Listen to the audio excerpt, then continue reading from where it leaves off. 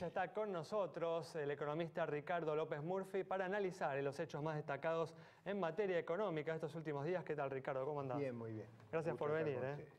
Bueno, en estos últimos días decíamos, ¿no?, en el primer bloque, que el dólar blue se ubicó en su nivel más bajo desde julio del año pasado. Habíamos comentado, ¿no?, que en septiembre el dólar blue llegó a valer 15 pesos con 95 y cerró hoy miércoles 12 pesos con 50. Ricardo, ¿por qué crees que se ha dado este cambio tan notable en el mercado cambiario, teniendo en cuenta que el gobierno no ha tomado medidas para resolver ninguno de los problemas de fondo que presenta la economía argentina? Yo diría, en términos de flujo, una cosa que está operando es que las compras del dólar ahorro por los particulares alcanzaba un récord. Entonces ese es un mecanismo de inyección, mucha de esa gente revende y el Banco Central está más como dispuesto, si hubiera ¿no?, que antes un flujo muy significativo. Lo segundo es que yo creo que la gente tiene un horizonte de corto plazo, que cree que no va a haber un trastorno, probablemente perciba más dificultades a medida que transcurre el año, sobre todo tomando en cuenta que va a haber un cambio en la administración. Me parece que los candidatos han, de una manera o de otra, con algunos días unos, al amanecer otros, pero han dicho que van a eliminar las restricciones cuantitativas que tenemos, y eso implica una gran devaluación en el momento que se haga. Me parece a mí que los parámetros externos no son favorables a Argentina. Miren ustedes el precio de las commodities, miren la persistente, y digo persistente porque es una crisis seria que va a durar varios años en Brasil, que ha obligado a una fuerte devaluación a Brasil. El tipo de cambio de Brasil es extraordinariamente alto en relación a Argentina. ¿Estás diciendo que hay un optimismo infundado ahora en los argentinos? No, yo digo que en general el horizonte que están tomando y los datos externos probablemente se revisen en los meses siguientes, debido a que el contexto que yo estoy narrando es muy fácil de acordar, o sea, esas cosas están pasando. Y por otro lado, el déficit sigue creciendo, el déficit interno, fiscal, la emisión de dinero y sobre todo una situación externa muy delicada. Ustedes ven la caída de nuestras exportaciones fenomenal. No, pero ahí igual uno te escucha y uno diría, en verdad uno esperaría más tensión en el mercado cambiario, no menos, ¿no? Bueno, desde este punto de vista yo creo que vamos hacia una gran tensión en algún momento. Mi sensación es que en otras circunstancias esa tensión requiere algo que actúe como un gatillo, que produzca el cambio de perspectiva. Me parece que a medida que pasan los meses esa tensión debería ir subiendo. Yo creo que la gente que sale a comprar dólares en el dólar ahorro hace muy bien, y batimos récord uno tras otro, y eso, yo creo que eso está indicando que ahí hay una tensión larvada. Esa es mi interpretación. De todas maneras, yo reconozco que yo lo veo barato al dólar, al oficial y al marginal. Ah, también ves el marginal barato, sí, en 12 pesos con 50. Bueno, lo veo sobre todo haciendo la comparación que ustedes mencionaban, mirando hacia atrás. Lo veo ¿por qué? Porque yo digo, el contexto se ha deteriorado mucho. O sea, no es solo que la política oficial coadyuva ese deterioro, sino que el contexto externo se ha deteriorado, y se ha deteriorado por varias razones. Olvidémonos de la región. Europa ha devaluado mucho, Rusia ha devaluado mucho, Ucrania ha devaluado mucho.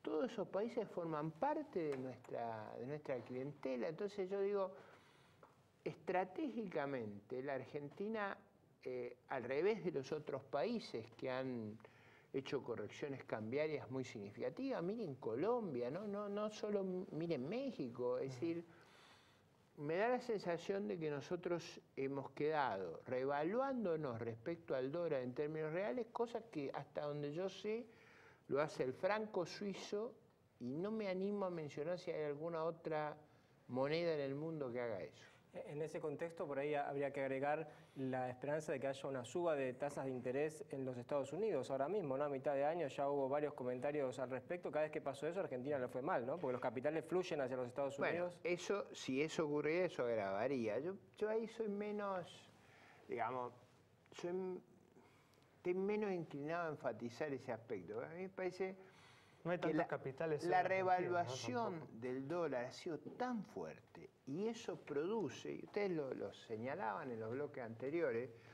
no solo un efecto deflacionario, sino también daña las utilidades y daña a todo el sector exportador, sustituido de importaciones. Por eso yo creo que si la Reserva Federal sube la tasa y agrava la revaluación del dólar, eso produce un efecto en la economía doméstica de los Estados Unidos que me parece a mí contraindicado. La revaluación del dólar ha sido brutal. De hecho, han moderado el discurso, ¿no? Justamente absolutamente. A partir de ese proceso. Creo que mirando este aspecto que yo señalo, tal cual.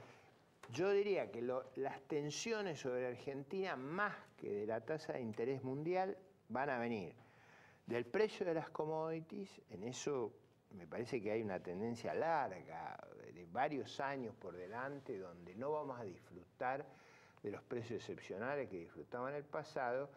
Y me parece que la presión central viene de Brasil, donde el déficit que tiene fiscal es gigantesco. Menor que el de acá, ¿no?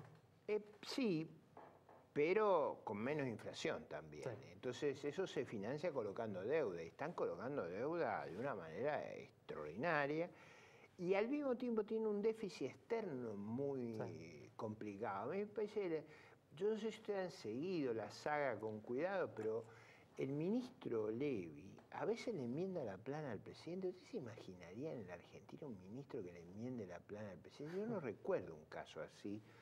Y eso da una idea. A un expresidente de Brasil ha dicho que Dilma Rousseff es rehén de Levy. O sea, como diciendo, el ministro de Economía tiene que hacer una tarea tan dura por delante que va a obligar a subordinar la estrategia política del gobierno a su gestión. Y enfatizo esto porque en el fondo, la única forma de atenuar el receso en Brasil es dejar que el tipo de cambio se devalúe más. Dicen de todas formas que con un dólar a 3,15, 3,20, que es más o menos el valor que estaba teniendo estos últimos días, la industria de Brasil sería competitiva. Hay versiones en ese sentido. Pero el problema es el déficit en cuenta corriente. Ellos llegaron a tener 90.000 millones. 90.000 millones con los niveles de exportación que ellos tienen. Corregir eso es un esfuerzo gigantesco. Yo tengo la sensación que es posible que hayan eliminado gran parte de la pérdida de competitividad, pero necesitan más para dar vuelta a un fenomenal déficit que han armado a lo largo de los años donde tuvieron condiciones favorables. Bueno, todos estos factores que mencionás, todo esto que podríamos denominar restricción externa, por ahí como le dicen el gobierno, digamos, en la Argentina pega siempre, sí hay que pagar deuda, pero después del vencimiento de 2015, hay un vencimiento próximo en 2017 que no es tan grande, y después nos vamos a 2024. Es decir, la Argentina no está endeudada en dólares. Bueno, ahí vamos con cuidado. Primero, ¿cuál es el verdadero déficit en cuenta corriente de Argentina? Yo la verdad no lo sé. Yo digo, ¿por qué? Si ustedes miran los números de exportaciones e importaciones, el número que publica el gobierno y la base de usuarios da diferente. Y eso da diferente hace 2 años, 2 años y pico. Antes no daba diferente. Y si uno toma la base de usuarios, el problema de cuenta corriente es muy severo, siendo que los números que vemos ya son muy severos.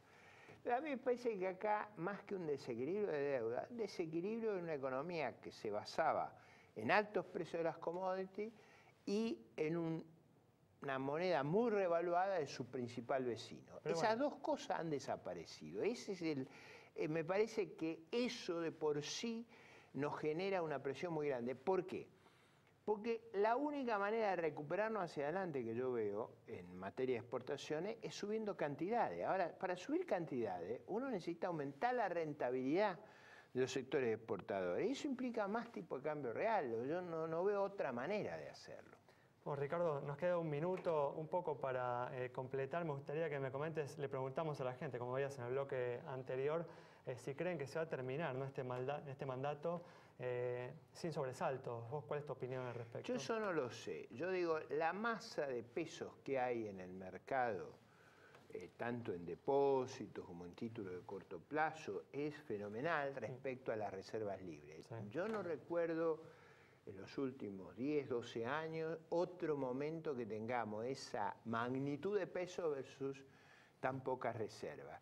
¿De qué depende entonces? De que la gente que tiene los pesos decida o no cambiar de portafolio. Eso yo hoy no me animaría a hacer un juicio, sí, ni por la buena ni por la mala. Podría haber problemas graves en la economía. Bueno, si la gente decide cambiar de portafolio, eso produce un sismo. ¿Qué va a mirar la gente? Va a mirar el futuro y ahí empieza la primera reflexión que yo les hacía. Muy bien, bueno, Ricardo, muchas gracias. Nos vamos entonces con el análisis en detalle de Ricardo López Murphy sobre los problemas que presenta la economía y las dificultades que tiene por delante. Nos vamos, nos reencontramos, recuerden, en nuestro nuevo día y horario también de el viernes a las 20 horas, aquí en Metro.